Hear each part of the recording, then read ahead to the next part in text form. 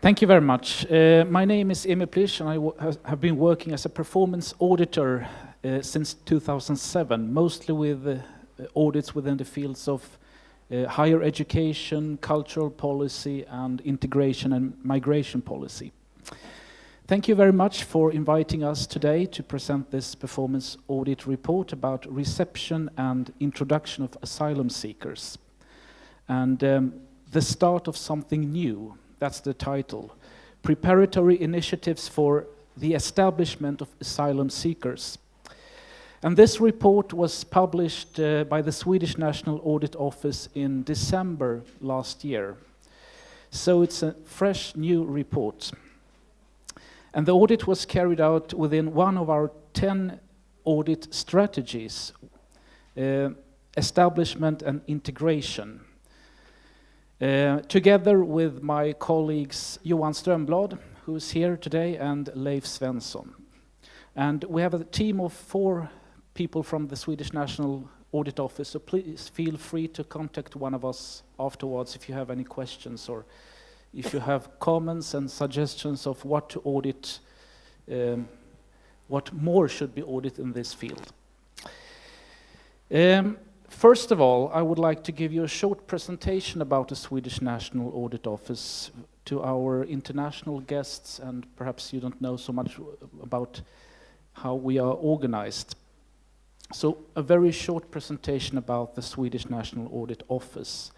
We are a part of parliamentary control, and the overall purpose is to help to promote effective use of central government resources and an efficient public administration through independent audit of all central government initiatives, including migration and integration policy. We conduct financial audit, performance audit, and international cooperation with different countries around the world. The Swedish NAO is headed by 3 auditors general appointed by the parliament, and we are 320 employees, 100 performance auditors, 3 different performance audit departments, and as I mentioned, 10 performance audit strategies. And about 30 performance audit reports published each year, which are submitted to the parliament. Now to our performance audit. We have examined central government initiatives for the reception and introduction of asylum seekers from an integration perspective. This belongs to the migration policy, but we did it from an integration perspective. The function of the reception system and early initiatives for integration. While the asylum seekers are waiting for a decision from the Swedish Migration Board, which initiatives for integrations do they meet when they are in the system? We examine the government's control and follow-up of the system, and the government offices of Sweden, including the Ministry of Justice and the Ministry of Employment, and also the Swedish Migration Board. And the Swedish Migration Board is organized, they have different reception units around, 25 different reception units. And this was our main focus to examine this. And also the Swedish Public Employment Service and their assigning persons granted residence permit to a municipality of residence. So this was our performance audit. And the general audit question was, are the initiatives of central government for the reception and introduction of asylum seekers effective in facilitating and speeding up their establishment and integration in Sweden? And one of our starting points was the Reception of Asylum Seekers and Others Act from 1994. And in that act, it says that the migration board shall, to an appropriate extent, offer asylum seekers activities in the form of Swedish lessons, among other things. So this was our starting point. And some audit background. There is an increased number of asylum seekers from 30,000 2011 to 44,000 last year. It's a risk of longer periods spent in the reception system, and the initiatives within the reception system are to equip asylum seekers both for a future establishment in Sweden and a possible return. And then we have, as was said before, a very difficult housing situation in Sweden, and this is very difficult right now. It's the biggest questions to be addressed. Where should all the newcomers live? That's a big question. And the data and methods used in this audit was we visited a number of different reception units and 6 different units in Boden, Göteborg, Malmö, Norrköping, Flen and Stockholm, and interviewed decision-making officers at the Swedish Migration Board and case officers, people working with asylum seekers while they are in the reception system. And we also met some asylum seekers and talked to them about their situation. And we also carried out a survey to employees at the Swedish Migration Board working at different reception units. About 400 employees answered our survey. And this gave us very important information about how it works, and this was very important for the audit. As I mentioned, 44,000 people last year, 14,700 permanent resident permits were issued by the Swedish Migration Board. We have about 43,000 asylum seekers registered in the Swedish Migration Board's reception system. And it's increasing. So it's a very difficult situation also for the Swedish Migration Board to handle this situation. And the risk of longer periods spent in the reception system is both for those awaiting a decision in their asylum case and for those awaiting reception in a municipality following a granted resident permit. And now something about the results of the audit. As I mentioned, great challenges and increased pressure in the reception system. And the number of persons with a resident, already given a resident permit in the reception system is also increasing from 4,800 in 2012 to maybe 9,000 in this year. So it's, as I said, a very difficult situation. The accommodation during and after the asylum period should promote the work first principle. The accommodation today, as Gunnar mentioned, the EBO and ABO, the accommodation is not located in metropolitan areas, but mainly in small towns, and not taking into account the local and regional labor market. So it's often so that you have empty apartments but no jobs, and this is a hard situation. The work first principle in the reception system needs to be strengthened. The reception system offers very few initiatives that promote work and self-support. For instance, the asylum seeker have to get their own internships and very little help. Very few initiatives compared to what it was a few years ago. And this is, as we see it, not good for the later integration process. Early initiatives shall meet different needs. Everyone has different needs.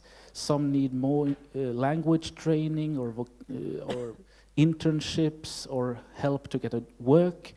So this is also very, very important that these initiatives shall meet different needs.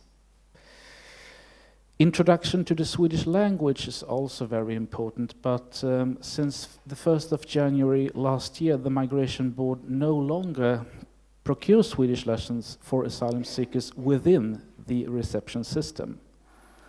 No more Swedish is learned, and this is also something that it is common for the asylum seekers to request some form of simpler language introduction, but the Migration Board has nothing to offer today. And this is also a problem because language, as we all know, is very important. You have to know the language to get an internship or to work, so and we are not talking about SFI. We are talking about some very simple language taught in the reception system when you wait for your decision. And also civic information and contacts are very important. More civic information, more contacts, what to do in the Swedish society, different institutions to go to. If I want to learn Swedish, where should I go, and so on. This is also something that the Migration Board has to work more with, to give some more information very early when you come to Sweden. And then something about our recommendations, and first to the government.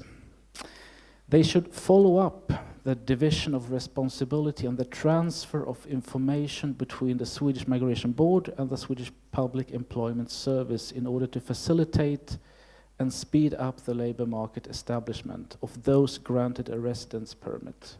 And here is our integration perspective of those granted a residence permit and those that should be integrated later on.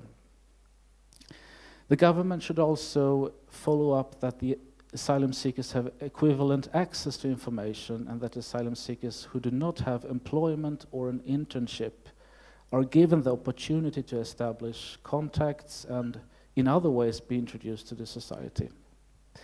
And also follow up that introduction to the Swedish language is offered and adapted to the needs of asylum seekers and their length of time in the reception systems.